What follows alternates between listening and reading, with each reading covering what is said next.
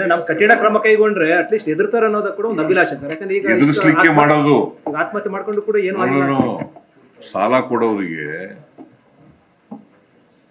Harassment ಕ್ರಮಗಳನ್ನು ಉಪಯೋಗಿಸಬಾರ್ದು ಅಲ್ವಾ. ವಸೂಲಿ ಮಾಡುವಾಗ ಅವ್ರಿಗೆ ಕಿರುಕುಳ ಕೊಡ್ತಕ್ಕಂಥ ರೀತಿಯಲ್ಲಿ ಮಾಡಬಾರ್ದು. ಈಗ ದೊಡ್ಡ ದೊಡ್ಡ ಇಂಡಸ್ಟ್ರಿಯಲಿಸ್ಟ್ಗಳೆಲ್ಲ ಇರ್ತಾರೆ, ಬ್ಯಾಂಕ್ನಲ್ಲಿ ಸಾಲ ತಗೊಂಡಿರ್ತಾರೆ, ಅವ್ರಿಗೆಲ್ಲ ಎಂಥದ್ದು ಮನ್ನಾ ಮಾಡ್ಬಿಡೋದು, ರೈಟ್ ಆಫ್ ಮಾಡ್ಬಿಡ್ತಾರೆ. ಕಡಿಮೆ ರೇಟ್ ಆಫ್ ಇಂಟ್ರೆಸ್ಟ್ ಕೂಡ ಕಡಿಮೆ ಇರ್ತದೆ, 2%, 3%, 4% ಇರ್ತದೆ. ಸೊ ಇವ್ರಿಗೆ ಇರೋದಿಲ್ಲ, ಇವ್ರಿಗೆ ಇರೋದಿಲ್ಲ 20%, 24%, 25%, 29% ಹಿಂಗೆ ವಸೂಲು ಮಾಡ್ತಾ ಇರ್ತಾರೆ. ಆಮೇಲೆ ಅಸಲು ಇದ್ದ ಈಗ ಈ ದಾಮ್ದು ಪುಟ್ ಅಂತ ಒಂದು ಪ್ರಿನ್ಸಿಪಲ್ ಇದೆ, ದಾಮ್ದು ಪಟ್ ಅಂತ ಆ ಕಾನೂನು ಇದೆ. ಆ ಕಾನೂನು ಪ್ರಕಾರ ಅಸಲಿಗಿಂತ ಬಡ್ಡಿ ಜಾಸ್ತಿ ವಸೂಲು ಮಾಡಬಾರ್ದು ಅಂತ. ಅಂದ್ರೆ 4,000 7,000 ಅಸಲು ತಗೊಂಡಿದ್ರೆ ಬಡ್ಡಿ 2,000ಗಿಂತ ಜಾಸ್ತಿ ಆಗಬಾರ್ದು.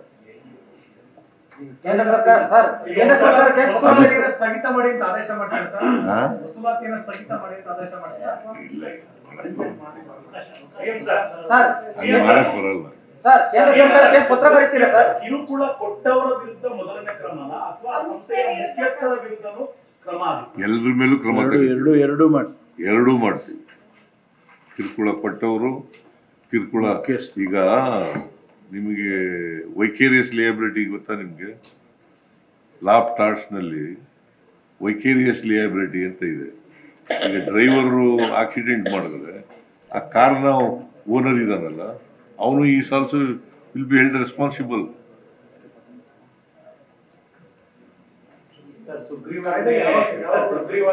ಇಮಿಡಿಯೇಟ್ ಆಗಿ ಮಾಡ್ತೀವಿ. ಅದು ಈಗ ಅವ್ರು ಲಾ ಮಾಡಿದ ತಕ್ಷಣ ಕ್ಯಾಬಿನೆಟ್ ತಗೋಬಹುದು, ಕ್ಯಾಬಿನೆಟ್ ಮುಂದೆ ಮಂಡಿಸಿ ಆಮೇಲೆ ಸುಗ್ರೀವಾಜ್ಞೆ ಮಾಡ್ತಾರೆ.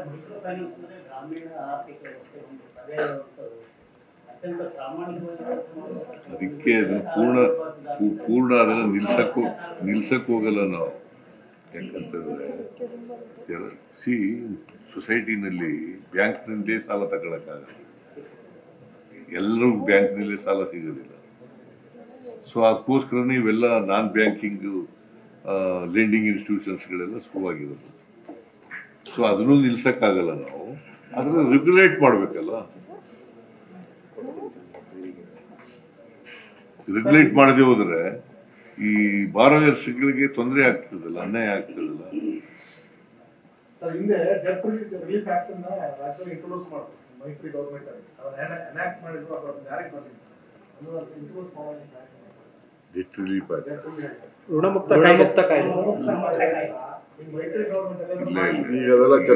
ಕಾನೂನು ಮಾಡ್ತಾ ಇದೀವಿ, ಹೊಸ ಕಾನೂನು ಅಂತಂದ್ರೆ ಸುತ್ತಾ ಇದ್ದೀರಿ. Thank you.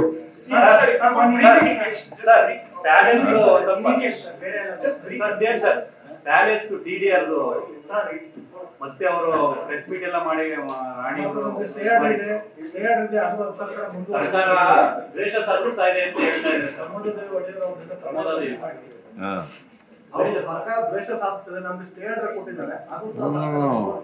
ದ್ವೇಷ ಸಾಧಿಸೋ ಪ್ರಶ್ನೆನೇ ಇಲ್ಲ, ಯಾರ ಮೇಲೂ ದ್ವೇಷ ಸಾಧಿಸಕ್ ಹೋಗಲ್ಲ. ಈಗ ಕಾನೂನು ಮಾಡಿರ್ತಕ್ಕಂಥದ್ದು, ಈಗ ಎಕ್ಸಾರ್ಬಿಟೆಂಟ್ TDR ಕೊಡ್ಬೇಕು ಅಂತ ಇದೆಯಲ್ಲ, ಅದನ್ನ ಕೊಟ್ರೆ ಏನಾಗ್ತದೆ, ಮುಂದಿನ ಅಭಿವೃದ್ಧಿಗೆ ತೊಂದರೆ ಆಗ್ತದೆ.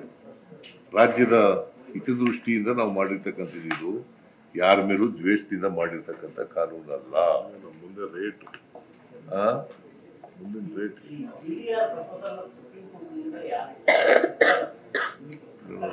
ಸುಪ್ರೀಂ ಕೋರ್ಟ್ ಏನಾರ ಮಾಡ್ಲಿ.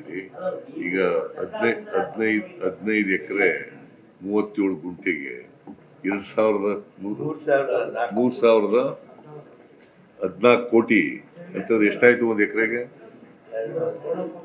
200 ಚಿಲ್ಲರೆ ಕೋಟಿ ಆಯಿತು. ಒಂದು ಎಕರೆಗೆ 200 ಚಿಲ್ಲರೆ ಕೋಟಿ ಬೆಂಗಳೂರಿನಲ್ಲಿ ಎಲ್ಲರೂ ಇದೆಯಾ? ಮತ್ತೆ ಇದು ಕೊಟ್ಟರೆ ಏನಾಗುತ್ತೆ? ಸರ್ಕಾರಕ್ಕೆ ಪರಿಣಾಮ ಏನಾಗುತ್ತೆ? ಒಂದು, ಜನರ ಮೇಲೆ ಏನು ಪರಿಣಾಮ ಬೀರ್ತದೆ? ಎರಡನೇದು, ಅಭಿವೃದ್ಧಿ ಮೇಲೆ ಏನು ಪರಿಣಾಮ ಬೀರ್ತದೆ? ಸೊ ಅದಕ್ಕೋಸ್ಕರ ಮಾಡ್ತಾ ಇದೀವಿ ಹೊರತು ದ್ವೇಷದಿಂದ ಅಲ್ಲ. ಯಾರ ಮೇಲೂ ದ್ವೇಷ ಇಲ್ಲ. ನ್ಯೂಸ್ ಫಸ್ಟ್ ನಿರ್ಭೀತಿಯಿಂದ ನಿಮ್ಮ ಪರವಾಗಿ.